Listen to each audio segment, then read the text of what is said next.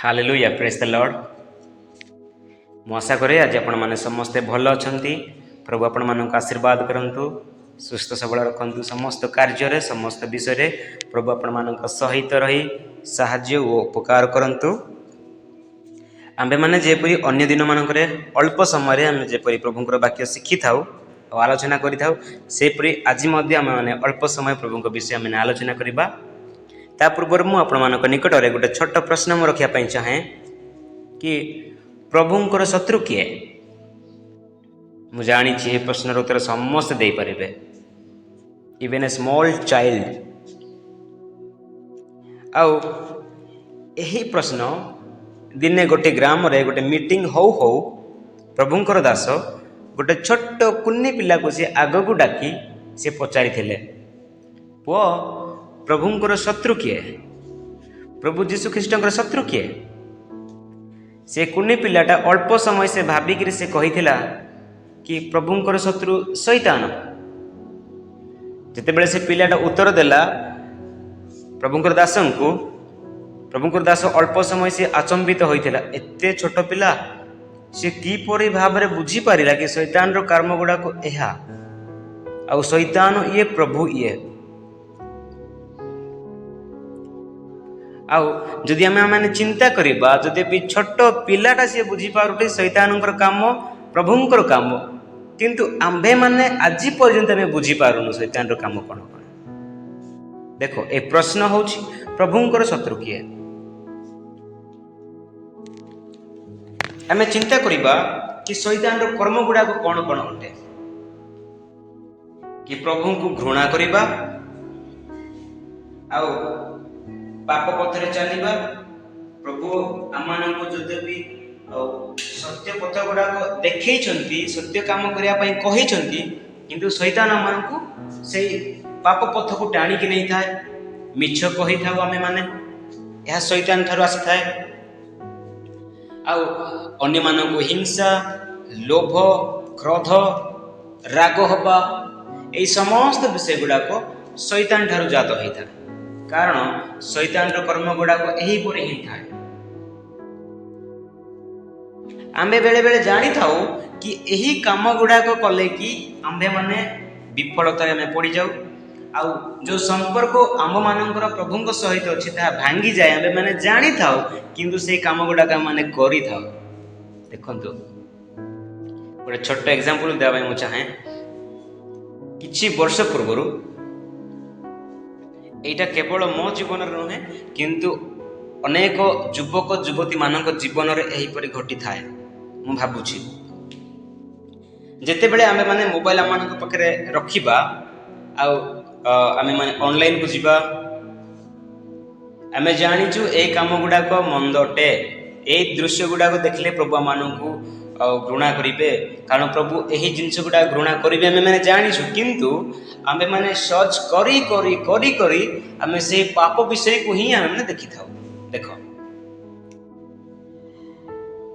କିନ୍ତୁ କେବେ ମଧ୍ୟ ଆମେ ସେ ଭଲ କାମ ପାଇଁ, ଭଲ ବିଷୟ ଦେଖିବା ପାଇଁ ସେତିକି ଆମେ ସର୍ଚ୍ଚ କରି କରି ଯିବା ନାହିଁ।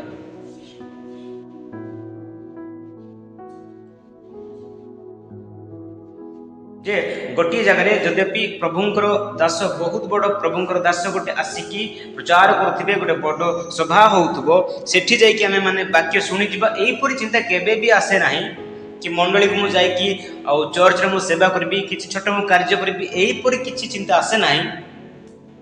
ସେହିପରି ପରିଶ୍ରମ କରିକି ଆମେମାନେ ଯିବା ନାହିଁ, କିନ୍ତୁ ମନ୍ଦ କାମ କରିବା ପାଇଁ ବା ଦୁଷ୍ଟ ଚିନ୍ତା, ଦୁଷ୍ଟ କର୍ମ ଗୁଡ଼ାକ, ବିଷୟ ଗୁଡ଼ାକ ଦେଖିବା ପାଇଁ ଆମ୍ଭେମାନେ ଜବରଦସ୍ତ ଆକୁ ପଚାରି ତାକୁ ପଚାରି ଆମେ ସେଇ ବିଷୟକୁ ଆମେମାନେ ପାଖକୁ ଯାଇକି ଆମେମାନେ ଶିଖିଥାଉ, ଦେଖିଥାଉ।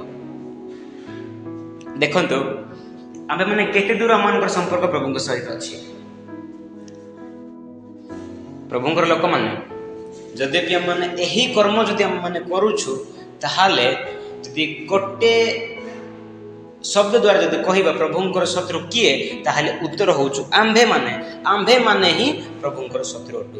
କାରଣ ଆମେ ପ୍ରଭୁଙ୍କର କାମ କରିନଥାଉ, ଶୈତାନର ଆମେମାନେ କରିଥାଉ। ଶୈତାନ ଆମମାନଙ୍କ ଜୀବନରେ ଥାଇକି ସେ କାମ ଗୁଡ଼ାକ କରିଥାଏ।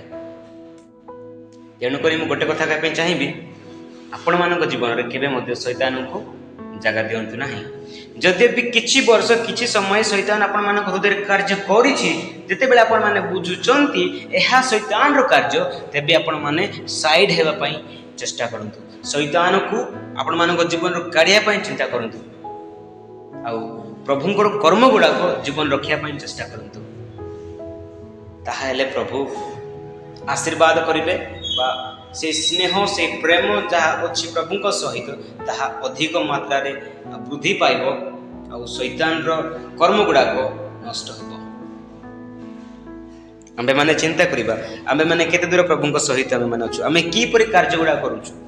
ପ୍ରଭୁଙ୍କର ବାକ୍ୟ କୁହେ ଯାକୋବ 4:4 ଏହିପରି ଲେଖାଯାଇଛି, ହେ ବ୍ୟଭିଚାରିଣୀ ମାନେ, ଜଗତର ମିତ୍ରତା ଈଶ୍ୱରଙ୍କର ଶତ୍ରୁତା।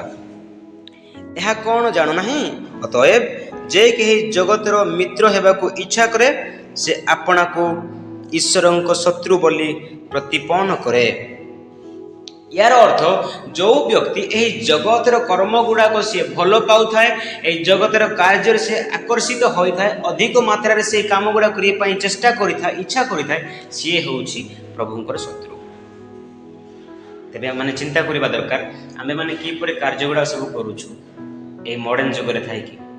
ଯେତେବେଳେ ନୂଆ ଗୀତ ଆଇଲା ତାହା ଡାଉନଲୋଡ୍ କରିବା ଶୁଣିବା, ଯେତେବେଳେ କ'ଣ ଗୋଟେ ବିଷୟ ଆଇଲା ଏ ଜଗତର ବିଷୟ ଆଟ୍ରାକ୍ସନ୍ କରିଥାଏ ତାହା ଆମେମାନେ ଫାର୍ଷ୍ଟ ଆମେମାନେ ପ୍ରାୟୋରିଟି ଦେଇଥାଉ। କିନ୍ତୁ ଯେଉଁ କର୍ମ ଗୁଡ଼ାକ ପ୍ରଭୁ ଦେଇଥାନ୍ତି, ଯେଉଁ ବିଷୟକୁ ପ୍ରଭୁ ଶିଖେଇଥାନ୍ତି ଆଉ କରିବା ପାଇଁ କହିଥାନ୍ତି, ସେଇ କର୍ମ ଗୁଡ଼ାକ ଆମେମାନେ କରିନଥାଉ।